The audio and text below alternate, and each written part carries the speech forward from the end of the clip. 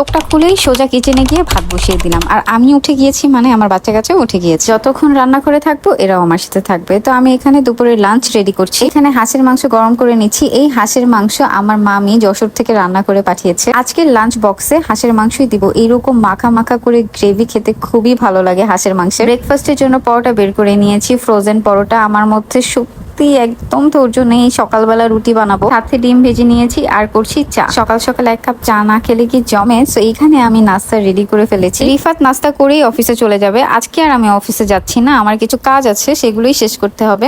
এই যে এখানে লাঞ্চ বক্সও রেডি। রিফাতকে বিদায় দিয়ে আমিও রেডি হয়ে বের হয়ে গেলাম। আমার আজকে বাসা থেকে একদমই বের হতে ইচ্ছা করছিল না। মেট্রো করে যাব। আমি যাচ্ছিলাম উত্তরা। মেট্রোতে আমার খুব বেশি চড়া হয় না, একমাত্র উত্তরার ওইদিকে গেলেই তখন মেট্রোটা নেই। আর এই মহিলা বগিতে গেলে জীবনেও সিট পাওয়া যায় না, দাঁড়িয়েই যেতে হয়। তো এখানে আমি ইউনিভার্সিটিতেও চলে এসেছি, আমার কাজও শেষ হয়ে গিয়েছে। এনসি যাওয়ার সময়ের অবস্থা। বাসায় গিয়ে রান্না বান্নার সব প্রিপারেশন করে নিয়েছি। ভাত খেতে আমার একদম ইচ্ছা করছিল না, তাই আমি আমার জন্য একটু খিচুড়ি রান্না করেছিলাম, সাথে একটা ডিম ভাজি আর কিছু টমেটো কেটে নিয়েছিলাম। আমিও লাঞ্চ করছি আর বাচ্চাদেরকেও লাঞ্চ দিয়েছিলাম। সো আমি একটু রেস্ট করলাম, ওরাও আমার সাথে রেস্ট করলেই যে আমরা সবাই